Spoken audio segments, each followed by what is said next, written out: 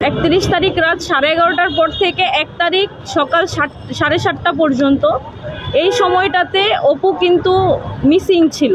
এখন মিসিং ছিল বলতে তাকে রাত 11:30 বাজে গিয়ে দুইটা বাইকে করে তাকে একটা জায়গায় নিয়ে যাওয়া হয়। সেখানে গতকালকে যে অপুর বিবৃতিটা ভাইরাল হয়েছে, অপু সেখানে তার 35 মিনিটের কথায় অনেক কিছু বলছে।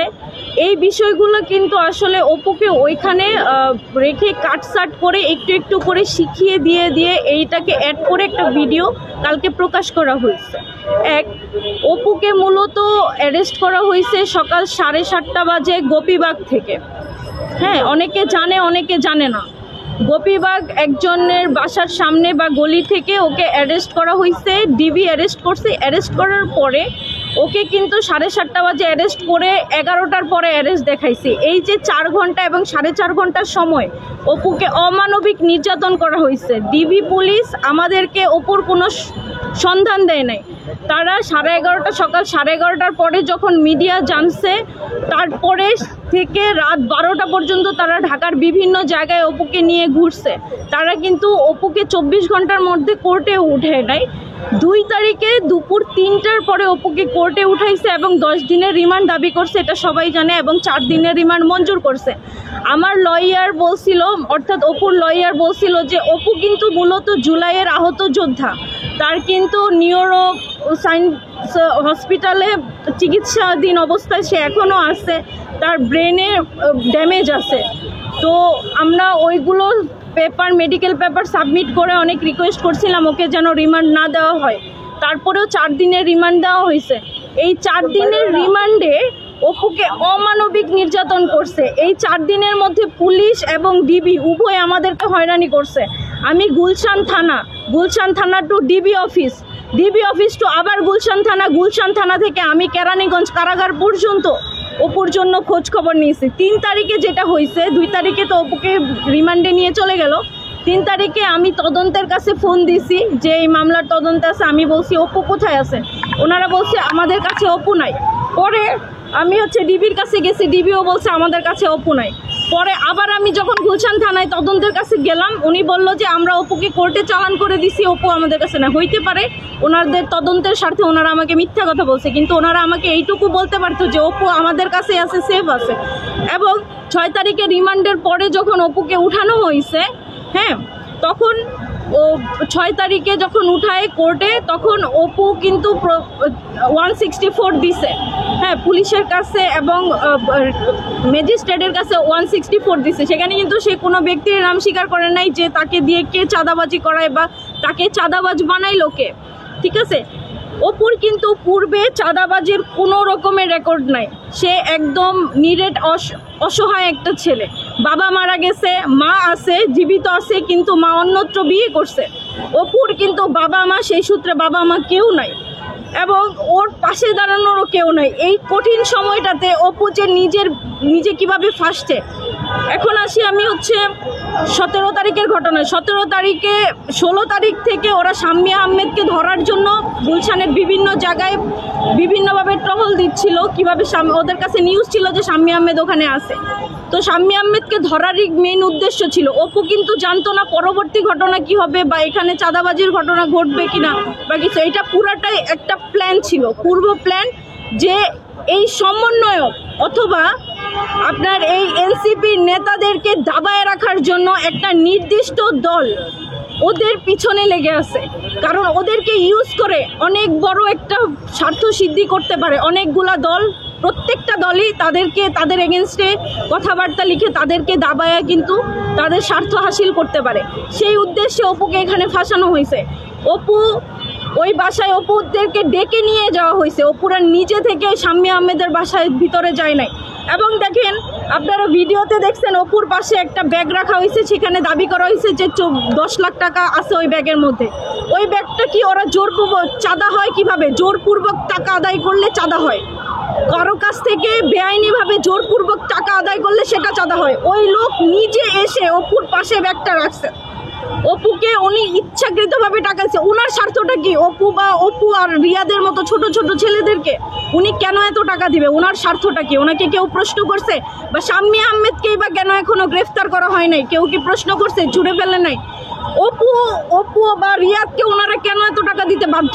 এই প্রশ্নটা কেউ করে নাই কেন? অপু এখানে যাওয়ার পরে বুঝতে পারছে যে সে টাকা অফার করছে, এবং পরবর্তীতে যখন রিয়াদকে নিয়ে বাইরে চলে আসছে তখন অপু অবজার্ভ করছে যে এখানে অন্য ঘটনা ঘটছে।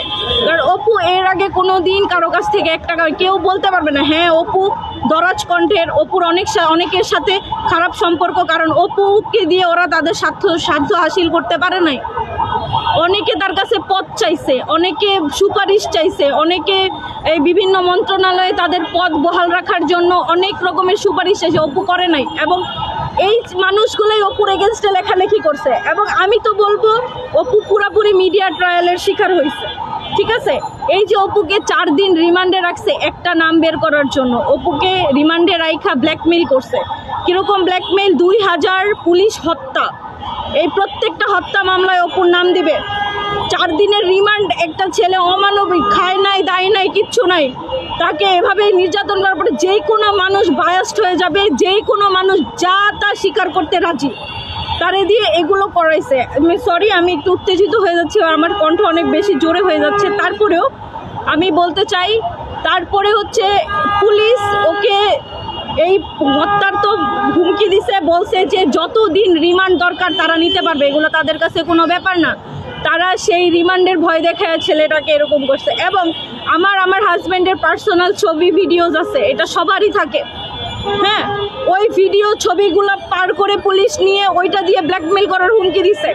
একরকম ছেলেকে হিপনোটাইজ করে ফেলছে। অলরেডি অপুর কিন্তু ব্রেনে প্রবলেম আছে, ও কিন্তু আহত যোদ্ধা। এই আহত যোদ্ধা বা সমন্বয়কদের উপর এত রাগ কিসের? সবার রাগ, সবাই এদেরকে দমন করতে চায়, সবাই ওদেরকে পুইতা ফেলতে চায়। এরকম কেন? শুধুমাত্র সমন্বয়ক এই জন্য তাকে, আপনারা জানেন, ওরে কাশিমপুর কন্ডেম সেলে রাখা হয়েছে। মাত্র 30% টাকায় জমির মালিক হয়ে নতুন বাংলাদেশের গড়ে তোলার স্বপ্ন দেখা বাংলা বসতি।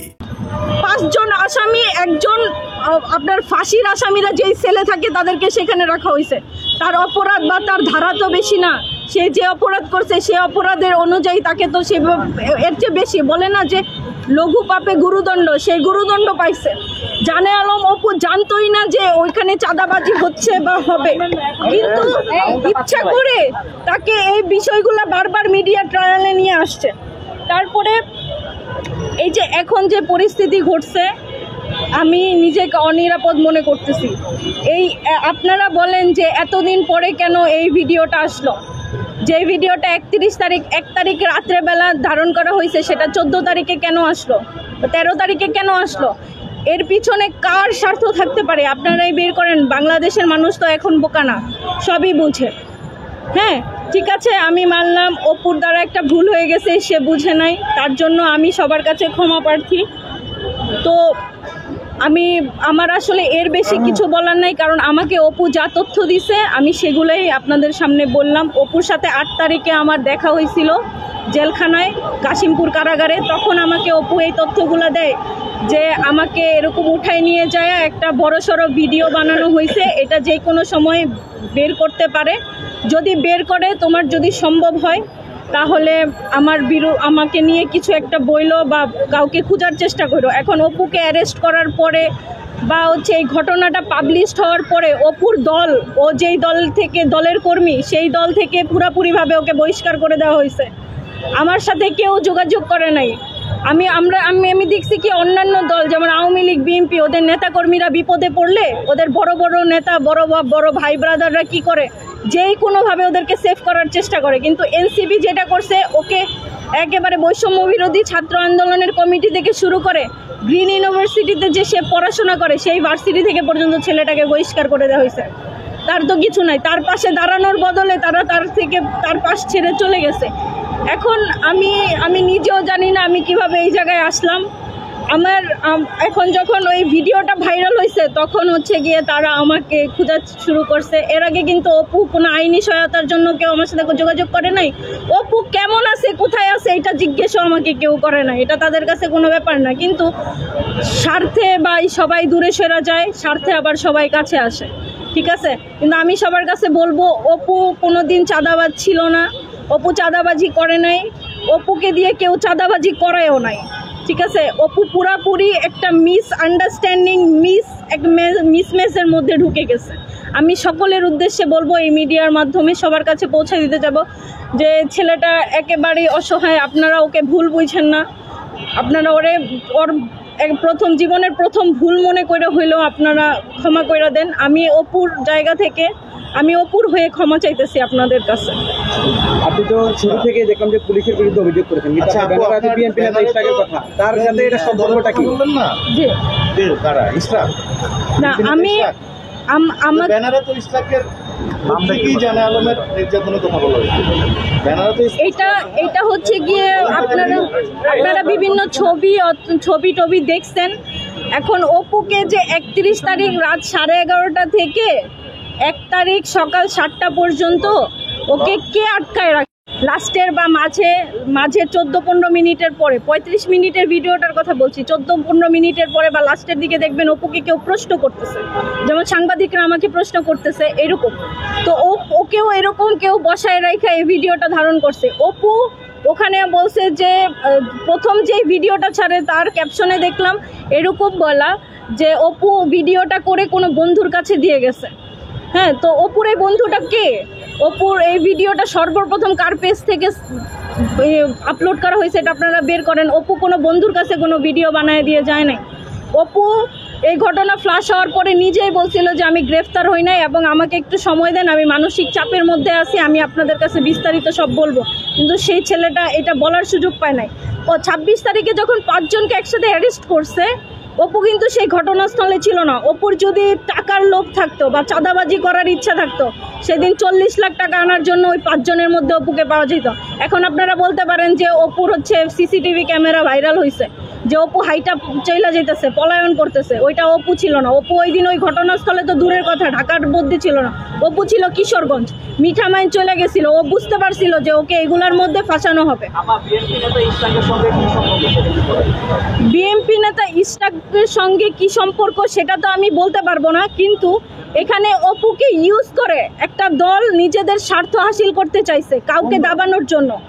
এবং এটা তো সবার কাছে ক্লিয়ার, কোন দল সেটা তো আমি বলতে পারবো না, তাই না? হ্যাঁ, এখন এই প্যানাটা কে বানালো? আমি আপনাদেরকে বলতেছি যে 31 তারিখ রাত 11:30টার পর থেকে 7টা পর্যন্ত ওকে যে বন্দি করে রাখলো, ওইখানে ওর যে স্বীকারোক্তি নিল, এই স্বীকারোক্তিটা নিল কারা? এবং গোপীবাগ কার বাসা?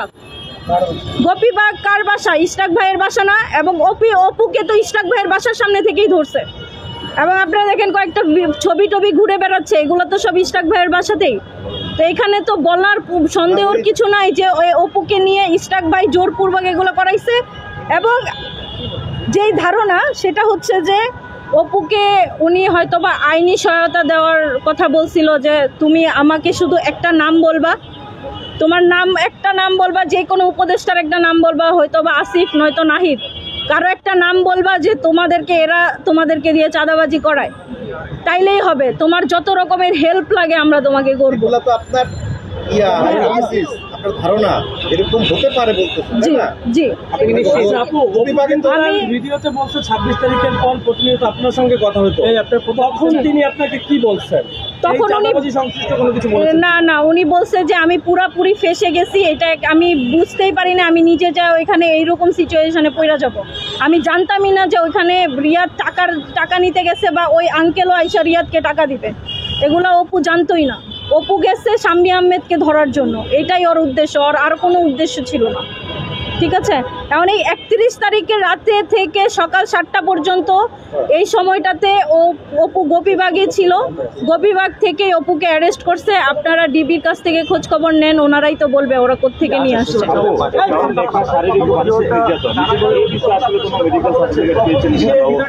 না, গুড পয়েন্ট ভাইয়া। এই যে রিমান্ডে নিছে, আমরা জানি রিমান্ডের পরে কোর্টে উঠানোর পর একটা মেডিকেল রিপোর্ট জমা দিতে হয়। অপুর জন্য পুলিশ কোনো মেডিকেল রিপোর্ট জমা দেয় নাই। আমরা আবেদন করছিলাম মেডিকেল করার জন্য, সেটাও গ্র্যান্ট করে নাই। এই হচ্ছে অবস্থা। অপুকে মেরে রক্তাক্ত করে ফেলছে। ছেলেটা ঠিকমতো দাঁড়াইতে পারে না। হসপিটালেও কালকেও হচ্ছে 10 মিনিটের ফোন কল থাকে প্রত্যেক আসামির জন্য সপ্তাহে একবার। অপু আমাকে গতকালকে ফোন দিছিল, বলল সকালবেলা মেডিকেল টিম তার চিকিৎসা করে গেছে, তাকে মেডিসিন দিয়ে গেছে। তার অবস্থা খুব একটা ভালো নয়, আমি এটা বলতে পারি আর কি। আচ্ছা, তাকে নির্যাতন করা হয়েছে সেটা হয়েছে কারাগারে, তখন এসে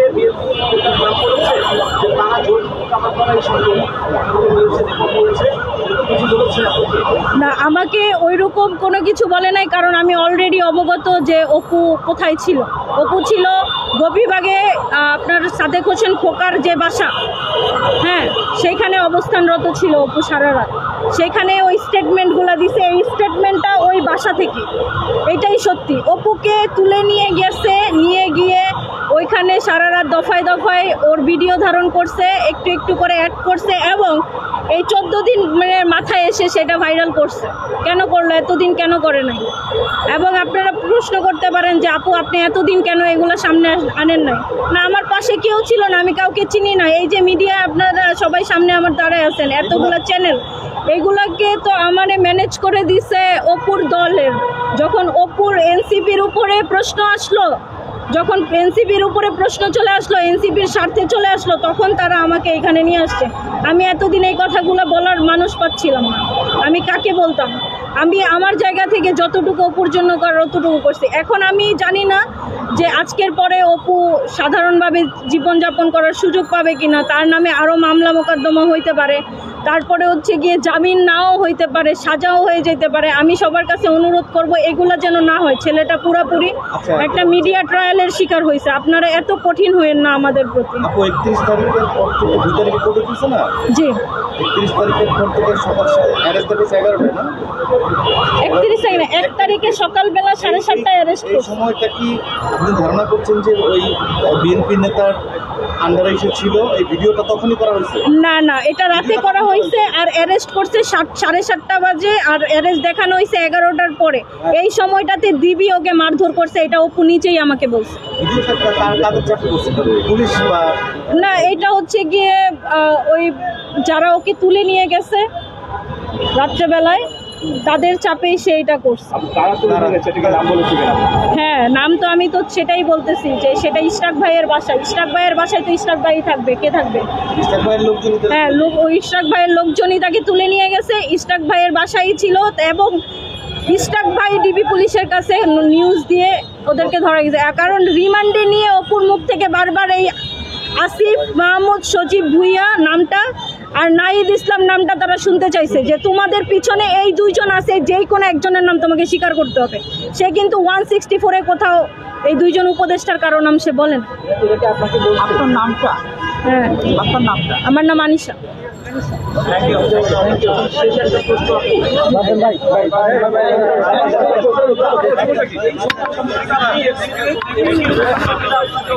আমি বলবো যে আমি এখন নিরাপত্তাহীনতায় ভুগতেছি। আমার নিরাপত্তা এনশিওর করেন, জানি না পরবর্তীতে আমার নিরাপত্তার জন্য আমি খুব চিন্তিত। আমার কেউ নাই ভাই, আমার হাজবেন্ডার জেলে, আমাকে দেখে রাখারও কেউ নাই। আমি মেয়ে মানুষ, আমি আসলে আমার হাজবেন্ড যেন সুন্দর, আমি চাই যে সে এসে, আমি আগেও চাইতাম, এখনও চাই সে কোনো রাজনীতি না করুক এবং সুন্দর নর্মাল সাধারণ জীবনযাপন করুক, সেটা যেন সে পায়। এবং আমি এরপরে আজকের পরে আমি এখন বাসায় যাব, বাসায় কিভাবে থাকবো বা আমার নিরাপত্তা কতটুকু, আমার যেন কিছু না হয় ভাই।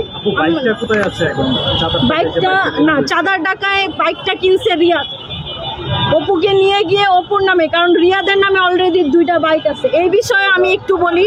অপু আমি জিজ্ঞেস করছিলাম বাইকের কথা, ও বলছে যে রিয়াদ 3,07,000 টাকা দিয়ে একটা বাইক কিনছে, কেনার পরে এই বাইকটা কিনছে অপুর নামে। বললাম তুমি কি এতই বোকা যে ওই একটা বাইক তোমাকে কিনা দিবে? মানুষকে 2 পয়সার পানি খাওয়ায় না, তোমার একটা বাইক কিনা দিল, তুমি কিছু না বললা না?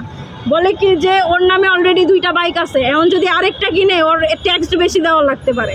এই জন্য ও অপুকে এই বাইকটা কিনে, কারণ ওরে নিয়ে ঘুরবে। অপু তখন এত কিছু ভাবেই নেই। মূলত এই বাইক কেনার পরে ওই আসল ঘটনা বুঝতে পারছে যে এখানে ওই চাঁদাবাজির মধ্যে জড়ায় গেছে। বুঝতে পারছেন? অপু কিন্তু কোনো দিন কেউ বলতে পারবে না যে অপু কারো 2 টাকা মাইরা খাইছে, বা এই জুলাই আন্দোলনের পরে সে বিভিন্ন পদে নিযুক্ত হয়েছে। ওকে, আমরা ও কোনোদিন ওর পদ ব্যবহার করে কারো থেকে 2 পয়সা খায় না।